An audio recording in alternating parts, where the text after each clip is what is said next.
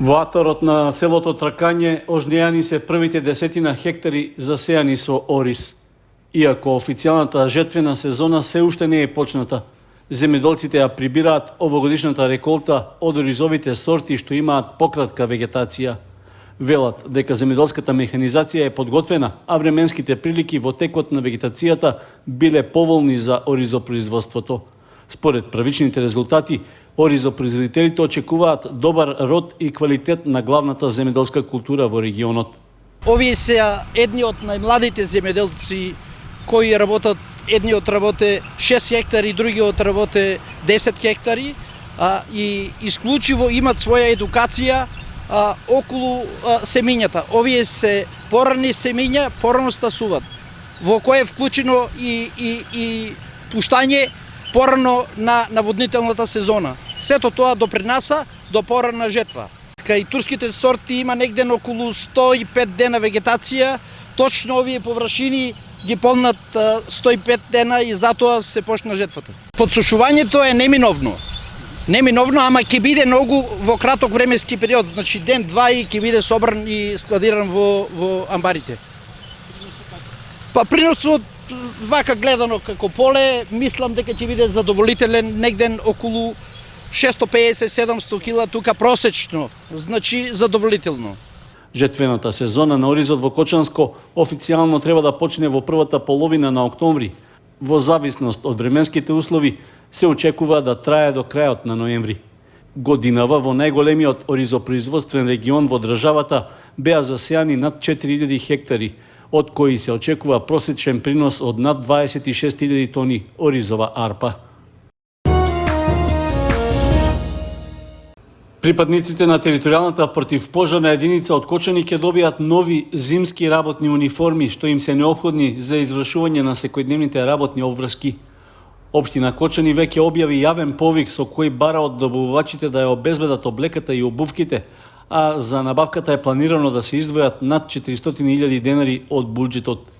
Според техничката спецификација, сите пожарникари ќе треба да добијат зимски јакни, панталони, капи, ракавици, блузи и соодветни обувки за работа во зимски услови. Од фирмата добавувач се бара униформите да одговараат на законските одредби за топлинска и друга заштита што се определени за оваа област.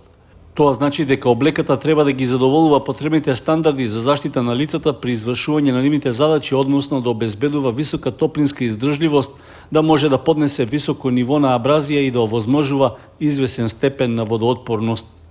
Во моментот тече огласот за прибирање понуди од заинтересираните фирми, а рокот за поднесување на документите е до 29 септември. Доколку на тендерската постапка се пријават понудувачи кои ќе ги исполнат бараните услови во спецификацијата, се очекува во рок од 2 месеца да биде извршена и набавката. Слична набавка за зимски униформи за пожарникарите имаше на почетокот на 2019 година, зашто тогаш беа потрошени околу 300.000 денари. Исто така, во јуни годинава, пожарникарите од Кочани, заедно со своите колеги од Виница, добија комплети униформи, чизми и заштитни шлемови, што како донација ги обезбеди Ротари клубот Кочани Виница.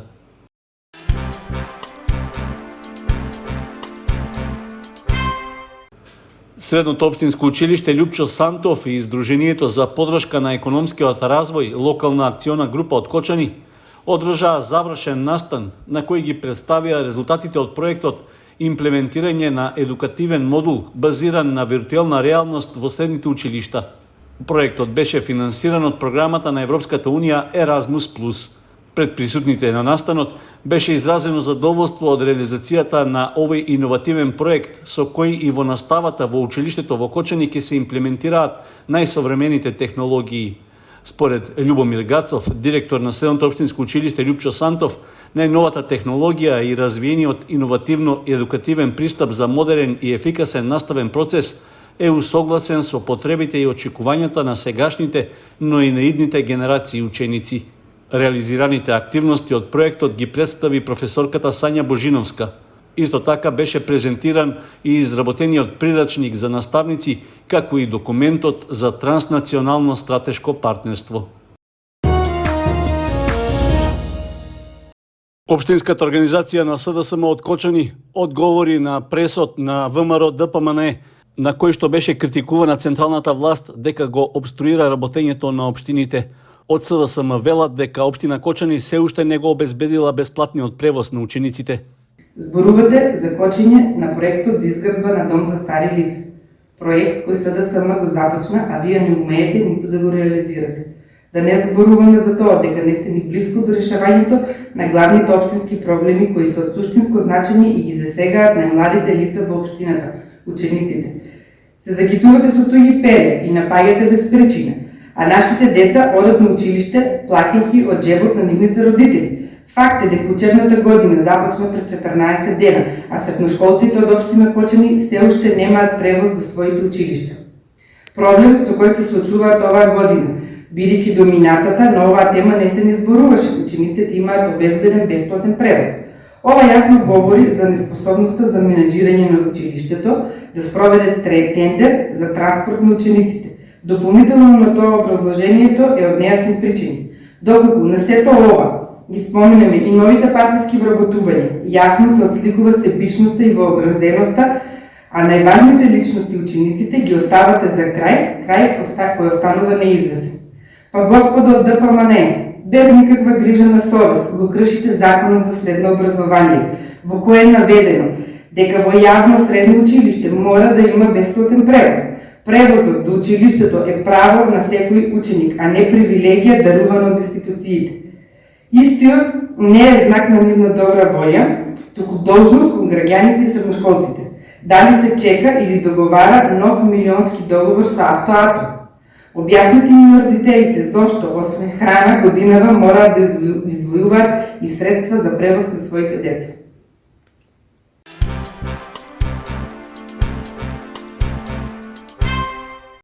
Екипи од сообраќајната полиција на секторот за внатрешни работи во вторникот спровеле засилени полициски контроли на терен. При тоа контролирани се возачи кои управуваат возила со брзина поголема од пропишаната. Исто така направена е контрола на почитувањето на законските одредби и прописи. За време на контролата биле констатирани 22 прекршока, од кои 20 во населено место и 2 надвор од населено место. На сите возачи им се изречени соодветни санкции.